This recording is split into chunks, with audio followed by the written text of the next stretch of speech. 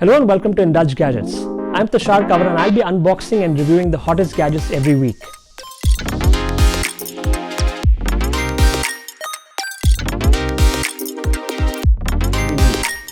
Now think foldables, and unsurprisingly, Samsung's Galaxy Fold and Flip series come first to mind. And Samsung's rightfully earned the mindshare win in this nascent and developing space. As we wrap up the year and head into 2022, Oppo's shown its hand in a development that's got me genuinely excited about the year ahead.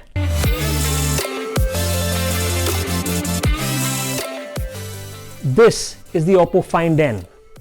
Oppo's better late than never entry into the category of foldables. And while the Find N may look like it's taken a page out of the Z Fold 3's playbook, there are tweaks and nuances that make a drastic difference to the user experience and improve everyday usability more than you'd think. Let's unbox this and get you my quick first impressions. The Oppo Find N comes in a large blacked out box with bare minimal branding. Open the lid and the entire inside box lifts on hinges as if to present the phone to you.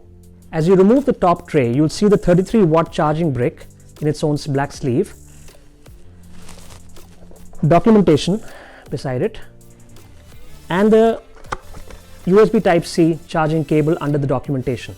While this is a fairly standard run-of-the-mill unboxing experience, what's inside it is anything but. Quick caveat up front, the Oppo Find N is appropriately named, as finding one might be a lot tougher than actually affording it. The phone is exclusive to China at this point of time, with little or no clarity on the fate of other global markets. In China, where it has started retailing, the phone carries a starting price of 7699 yuan, or about 90,000 Indian rupees, for the base 8GB 256GB variant, with the top 12GB 512 model on hand here priced at around 8999 yuan, which is about 1,06,000 rupees. Either model is significantly lower than the Z Fold 3, which makes comparisons quite interesting. Taking the phone out and setting it up, you quickly realize that the book-style folding form factor is about the only similarity it shares with the Z Fold 3. That change in aspect ratio makes it feel like an altogether different device. It's noticeably squatter and wider, as you can see, than the Samsung, which means that the 5.49-inch 18:9 aspect ratio front screen is better in a whole number of ways.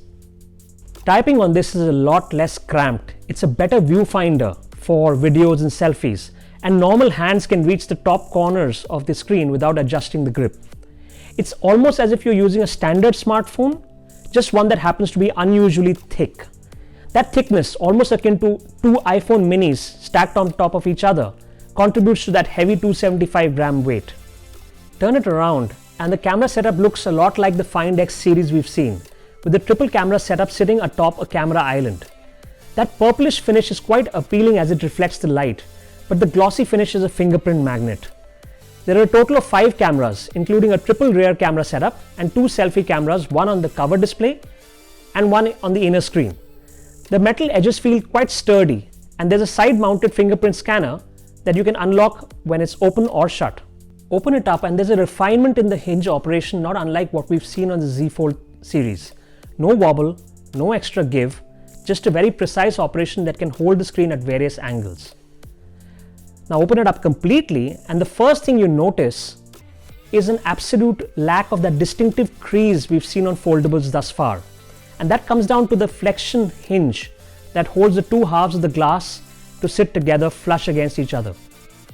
There are subtle undulations if you look at the glass really closely under the right light, but the crease itself is practically invisible and undetectable during use.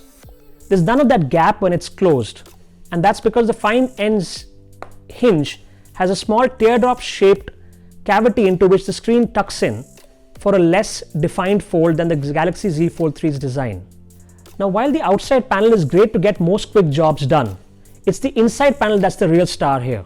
The 120Hz 7.1-inch display is a full HD LTPO panel boasting of 1000 nits of peak brightness, and it features a variable refresh rate that can go as low as 1 Hz and all the way up to 120 Hz, adapting to the content that you're viewing on it. The squatter design gives the Find N a more tuned for landscape aspect ratio, unlike the Z Fold's display, which was taller when unfolded. This means you don't have to rotate the Find N 90 degrees to watch landscape videos properly. There are gestures to turn apps into split screen mode. essentially giving you two regular phone screens in the same panel, or launch apps in floating windows which you can resize or move around as needed. Of course, when you open or close the phone, you can continue to in the same app as you've had open, whether you're moving to the front screen or the main internal display. Under the hood, the Find N is a proper flagship with a Qualcomm Snapdragon 888 chipset plus up to 12 GB of RAM and 512 GB of storage. Oppo has even managed to fit in a pretty large 4500 mAh battery, and this phone supports 33 watt fast wired charging as well as 15 watt wireless charging. The only aspect I feel which feels a little built to a price point in mind is the choice of a 60Hz panel on the front display, like the Z Fold 2 did, which encourages you to do most of your browsing and media consumption on the better inner panel. The missing IP rating is something that I'm sure will appear in a future version, as it did with the Samsungs. In experimenting with the hinge and the form factor, Oppo may well have struck gold with the Find N. A wider, compact and far more everyday usable design, coupled with a price tag that actually invites you to take a leap of faith in the technology. The Find N feels immediately mature and mainstream, and one can't wait to see if this or a future version lands on our shores. So that then is a first look at the Oppo Find N, and I'll continue to take it through its paces for a more exhaustive review. We hope you're enjoying our continuing gadget coverage on Indulgexpress, and if you haven't done so already, don't forget to like, share and subscribe, and see you soon with more hot gadgets on Indulgexpress.